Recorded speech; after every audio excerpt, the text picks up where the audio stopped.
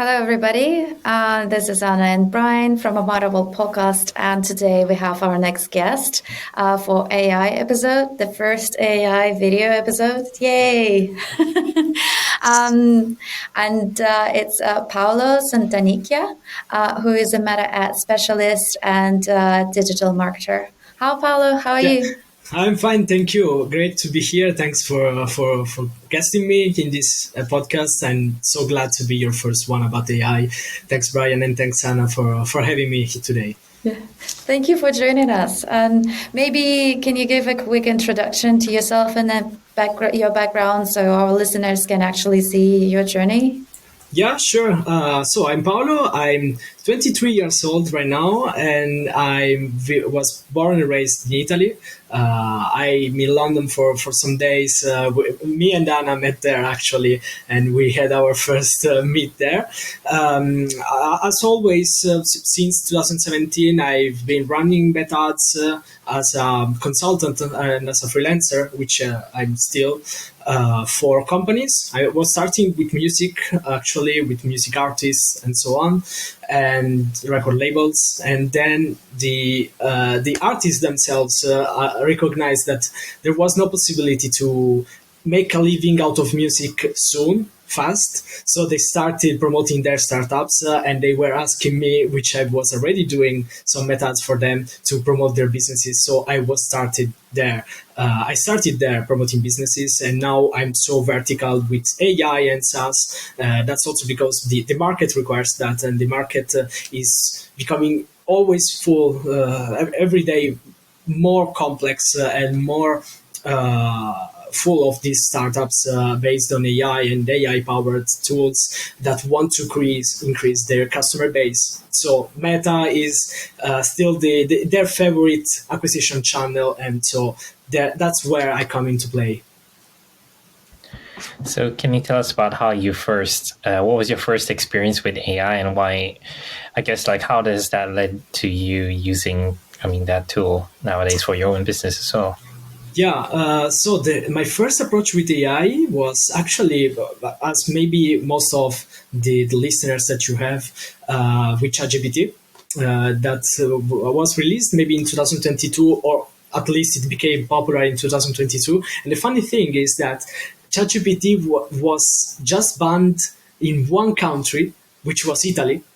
So we have been like 3 or 4 months without ChatGPT, and it was a mess. There were my colleagues that used VPNs to fake that they logged in the United States, but actually they were in Italy. Otherwise, we couldn't even access it. I never do that. I just waited so patiently that the ChatGPT was released again in Italy and was free to use, and then what? In the meantime, I studied some prompts that could have helped me in my job, in my daily job as a MetaAds specialist and as a MetaAds consultant for companies. And so I created like a 50 prompt guide that I released when ChatGPT was online, because of course I had to test them before and make them more perfect. And I made this guide in Italian and in English, and it had something like 300 downloads from all over the world. That was great, and that was my first experience with AI in my job. That was basically a whole process of research and launching the ads, thanks to the recommendations that the AI with the right prompts and the right questions could have provided us. And then, because of this, I was contacted by an AI tool that was based on, not sure if it was based on ChatGPT or if it was just an AI, an internal AI developed by them and by their engineers. But that's where I started promoting also AI businesses and AI tools, AI-powered SaaS. And my first experience started last year when a famous tool, which I'm still working with, which is Blaze AI, asked one of my companions that has an agency to run their ads, and they hired me as a as a meta specialist, so the executive, to be more clear, so that I'm still working for them and still running that account. And the case study was so great that since then, a lot of other AI tools in Italy and all over the world keep asking me about running their methods for acquiring more customers. So I became from a user, starting as a user of ChatGPT for my job, which actually I'm still using that, and I'm still developing like an automation tool that, without asking questions 50 times every time to ChatGPT, it just with some informations makes the questions themselves and then sends me the prompt, the results, the output via email. I became the promoter of these AI tools, and so I started. I'm still vertically on that side. And so maybe can we talk a little bit more about your like current project? What like day to day, what are you doing? How do you find those AI companies? So you mentioned that like some of them, they start approaching you after the post you did about the prompts, but like how do you find them, and like how do you do that? Yeah, so I'm so lucky that I'm publishing so many posts on LinkedIn, on YouTube, and on Instagram that the AI tools are finding me. I've never done outreach. I've never done outbound. I never searched for clients. Luckily, clients come to me. So they always find me because what I say is relevant to them, and what I say is they understand the problems that I'm specifying. So there's some kind of problems and needs that the AI tools have, and that SaaS have as a problem and as things to solve and acquisition bottlenecks. So that when I talk about them and when I speak about the solutions that I bring to the table when I work with SaaS and AI tools, they always say, "Okay, I have this problem too. Can you help me solve that?" And we start working together. So I'm lucky that I don't have to search them for them, and they always contact me via LinkedIn. There are a lot of like developers and startuppers, founders, new founders that find for inspirations on LinkedIn, and they are following people like me to have some recommendations about how to scale their customer acquisition. And they do that on themselves, following these recommendations until they become so big that they cannot handle that anymore alone. So I guess as someone who's been approached by so many different AI companies, AI tools, like how has the reception been to a lot of these tools? I think there's always been sort of almost like two different types of opinion: people who support AI for productivity as tools, and people who are principally against it, for various reasons like copyright, things like that. A lot of these issues are still not resolved today. What are the unique challenges, I guess, that comes with developing a marketing strategy for these kind of tools? So the problems are basically, first of all, I think that the problem that everyone is facing is the product development itself. So understanding that there is an AI model that is so similar between all the tools that are coming into play and are coming into the market. It's really hard to differentiate from the others and to not seem like ChatGPT everyone. So if you are making a SaaS and an AI tool that is based on content, for example, it's really hard to differentiate from the other AI tools that are doing content, because they are based on the same natural language process and on the same AI base that creates the app itself. So the first thing is about product development, but luckily I come into play just after this problem is solved.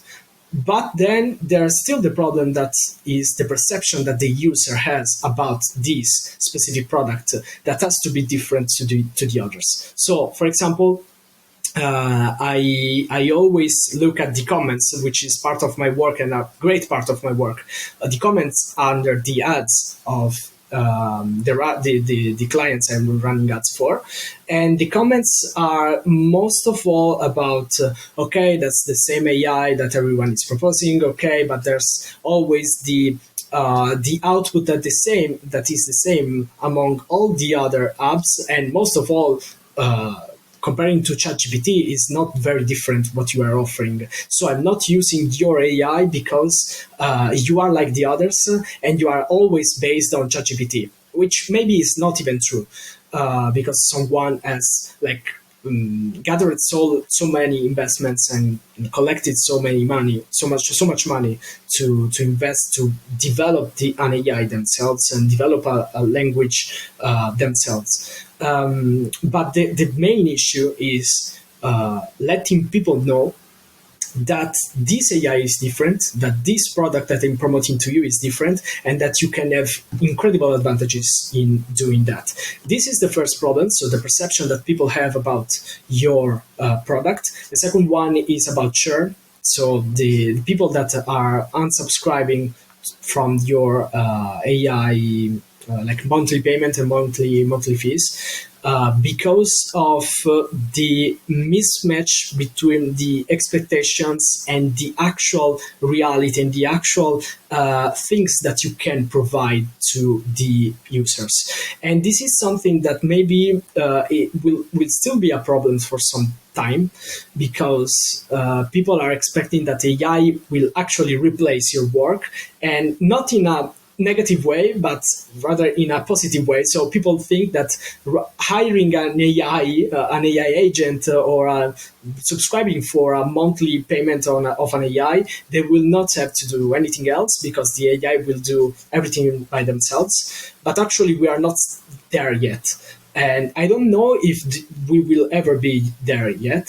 I think that there would be something.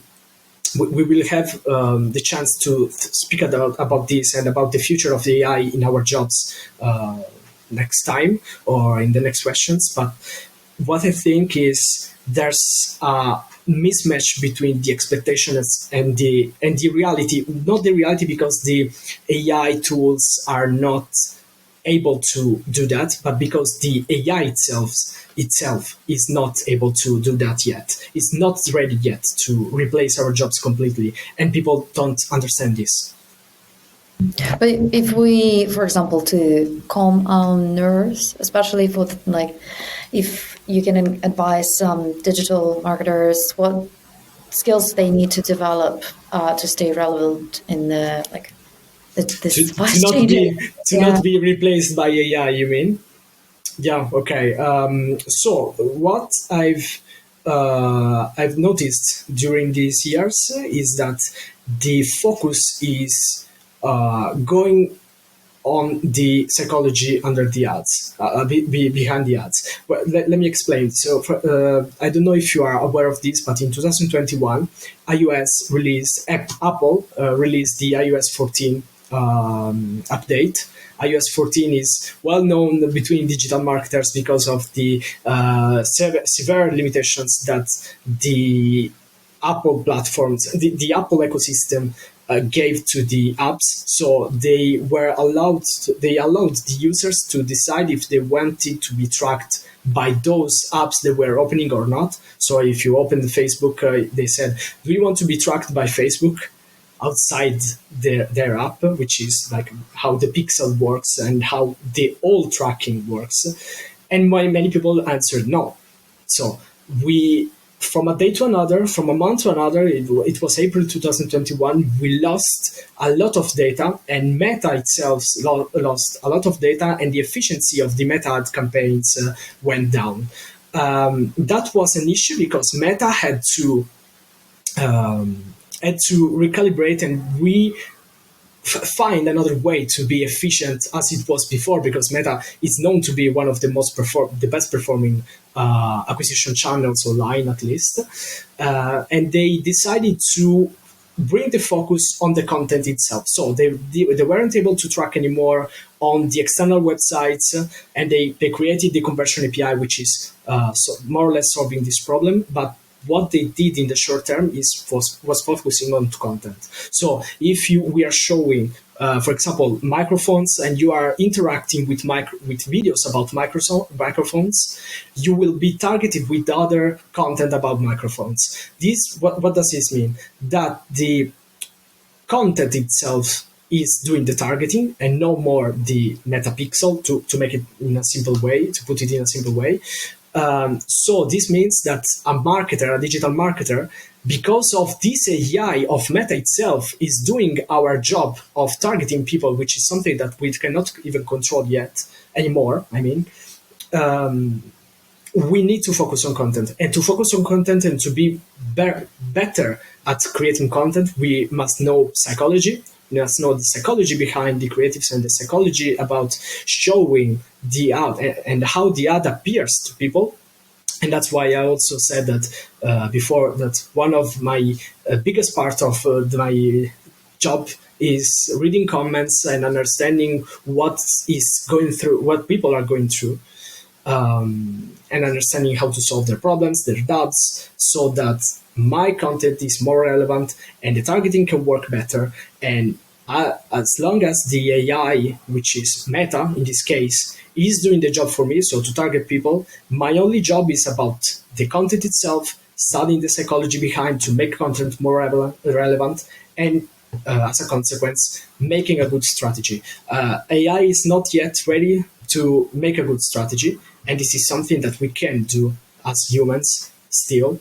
And this is what is making the difference between people and between the marketers, because I see a lot of marketers that are still convinced that targeting is great, doing the manual things is great and makes you a better marketer, but actually they are maybe lying to themselves, because you don't need to do that. So you say, I've done this setting, this blah blah blah, but they are not actually doing anything, because the AI is doing that all along. And what differs a marketer from another is their ability to understand people behind the what's on the other side of the screen, and which is something which is actually what and who you are showing the ads to. For sure, I think that's probably part of the equation that AI can't take away from us at the moment. So yeah, I think that's a good point.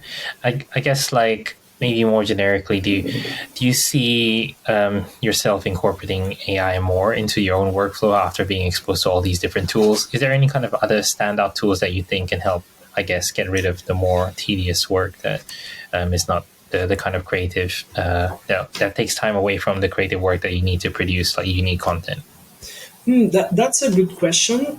From the AI tools I'm promoting, that I mentioned before, Blades, which is this tool that helps you creating more content for your business based on your brand voice that he automatically analyzes.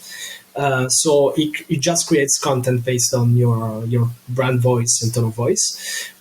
This is something that I would have tried if it wasn't that I really enjoy making content by myself, but I still use like ChatGPT, for example, for inspiration about posts. So I ask him to do the sort of metrics between relevant content and inspiring content, and speaking about MetaAds, data analysis, teamwork, and so on. And so it makes like this matrix and this table that makes some recommendations on the titles of my next posts. But then I developed from myself. But if you don't have time and you don't enjoy maybe creating content for yourself, which is something that I consider really, really useful for every personal brand, maybe that can help. I've never tested it by myself, actually, to be honest. Something that may be used actually is the AI itself, which is incorporated into the platforms. So MetaAds, Google Ads, YouTube Ads, they have their own algorithms and their own AI. And also something that maybe I will try is still to... I spoke with my friend before that is an automation hacker, and he was creating for himself, and he wanted to sell to me a sort of tool that was able to give you by message all the performances of your accounts you are managing, plus an integrated AI that tells you, okay, these results have been like this. Comparing to yesterday, they were better, but compared to last year, they were worse. And that may be because, I don't know, there were the elections in America, so the CPMs went up. Or it is because you are targeting the same people. Is it because you are using the same communication? And this is something that has not been developed yet, but I think that something like this is already online, and someone has already created that. But I have to be honest, I'm not so focused on using AI in my job yet at the current state.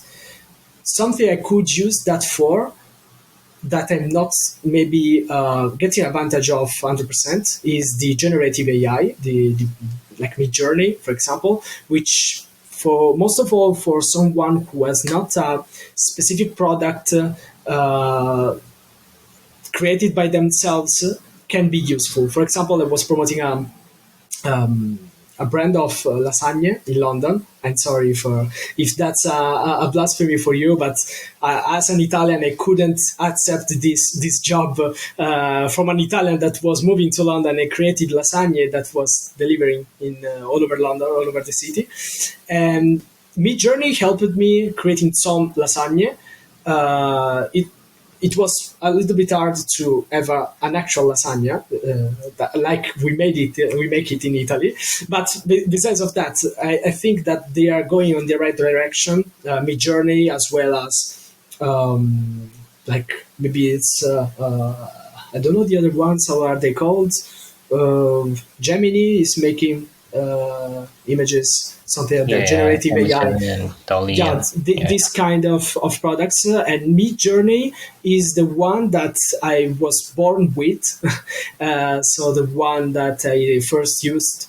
And I was using that even when it was on Discord still. Was it like that? And now they have their own platform, and it's 100% better than before. So that's something that I would use as a marketer, but I can't imagine now, for example, for the teamwork, also Asana and ClickUp, maybe they have their own integrative AI. They have like a sort of very, very good options already integrated in their systems. And I think it's just like it could be actually very useful because you mentioned that it's that you like creating content, but sometimes even like let's think about like founders, then when they're trying to cover a lot of things and they don't have enough time, so it could be a lifesaver for some bits for like the content creation. But I'm kind of like wondering if you have some advice on, let's say there are some founders, they're creating startup AI related, but I remember that just like some time ago, I think last year, when I was scrolling LinkedIn, there was so much attention towards some of the videos of like Jennifer Aniston dancing with Brad Pitt, and just like, and thinking about like, but there are so many other like interesting use cases for AI, which is actually like save someone's life or like eyesight, like health related. It's just how to make it more interesting for everyone, like those type of like startups when they're trying to create like AI for a really cool use cases, but they could seem a bit boring for like not just Jennifer Aniston dancing kind of thing. So do you see what I mean? Yeah. Because maybe we are in a sort of bubble as we are in the digital marketing space, in the startup space. We think that we see the same things, and we are like full of these startups that do almost the same thing. Of course, AI is coming into medicine also. I've seen a lot of articles about an AI that predicted cancer before even a doctor was able to do that. And so the fact of making it more interesting from a certain point of view is actually letting people know about the use case in a in a different narrative. So, for example, if we are creating a new startup that creates content, for example, which is full, we know Midjourney, we know Blaze, we know all the other content machines that have been created lately. Instead of just saying create 10x more content, create content that sounds like a human, speak like a human. Let's just start from the basics. So why people are creating content, for example? People are creating content because they want to connect with their audience. Okay, why they want to connect with their audience? They want to connect with their audience because they want to help people. Okay, why they want to help people? Because they want to be recognized as an authority in their own field, for example. So let's communicate that way. So, do you want to be recognized as the best one of your field? Use this tool. Do you want to supervise or for example, do you want to predict the possible damages that your body could have from an healthy point of view? Use this AI. Or, for example, do you want to really be the first one medical clinic to predict cancer for your patients? Use this AI. So we always focus on the output. So create more content, predict this, predict that. But actually and that's why where psychology come into play.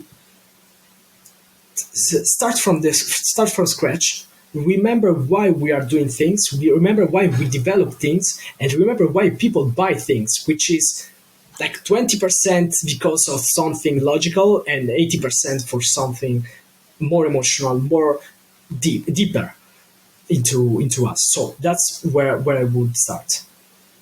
So it's kind of like showing the real use case of the tech rather than like focusing strictly on like, oh, this is like AI tool and exactly. Use it. Exactly. Okay. And do you have any other hopes and predictions for like the future of AI in digital marketing and like your own projects as well? Yeah, my predictions are that I think that there will be a point in which the market will be allow me this term, saturated. So there will be always the same AI tools that are doing the same things, and then we will start competing by price. And if I'm not wrong, ChatGPT is already doing that, because ChatGPT has become free, because another AI, DeepSeek, maybe was free as well. So they will start competing by price and lowering even more the access barrier. But this, of course, is causing damages to the industry, because I mean, in the short term, of course, because people will always be more attracted about the AI because they will be free, there will be more options. Since now it has been more or less a monopoly of ChatGPT, even before Google released their own AI. So what we will see, in my opinion, is really like a free market, a real free market of AI, and the technologies will be even more available to everyone to even be developed. Then there will be, in my opinion, a massive change in terms of this free market will allow these companies and these AI models to be even more how do I say that, incentivized to make something different and to make something which is really, really impressive for the people. And we have seen that some months ago when ChatGPT released this maybe $200 per month monthly plan, which is something that was great AI, really strong AI, and we didn't have even the time to release that it became free because of DeepSeek and because of the other competitors that were coming into play. So what we will see, in my opinion, is a sort of flat direction in the next months, and then maybe a spike because of a great release, be it because of OpenAI, because of DeepSeek, or because of totally different player that is creating something that people really want and that is really revolutionating the AI industry. Hopefully, making really the hard work, replacing our hard work, which is something that they are already doing, but it will be more impactful for us. So we will notice that, and then of course we will always see this kind of trend, which is exponentially high because of the new functionalities and the new models, and then flat, and then exponentially, and then flat. This is my prediction, in my honest opinion. What I will do and what I'm seeing is that I have still a lot of prospects and a lot of AI tools and founders that are launching their AIs, and they are telling me, when we are ready to delegate the advertising to you, because we would like to really scale the acquisition customer, the customer acquisition. And this is maybe the right moment to do that, because there's a free market, there are a lot of options, and people are used to having multiple options. So this is the right moment to do that, and this is the right moment to launch new AIs, because people are seeking for new opportunities and are seeking for new tools, because they are used to see the new players coming into play before it's too late. That's my opinion for the next months and years. Well, and on that note, I think that's probably a good place to end the podcast. So I'd like to leave maybe 1 or 2 minutes, for yourselves, for any last words just to wrap up, or how can people find out more about your work and get in touch if they have questions about what we talked about today? Yeah, definitely. So I'm on more active on LinkedIn. I'm Paolo Santanicchia, which is, as we were saying off camera with Anna, it's really hard to pronounce if you're not Italian, but even Italians speak that, misspell that.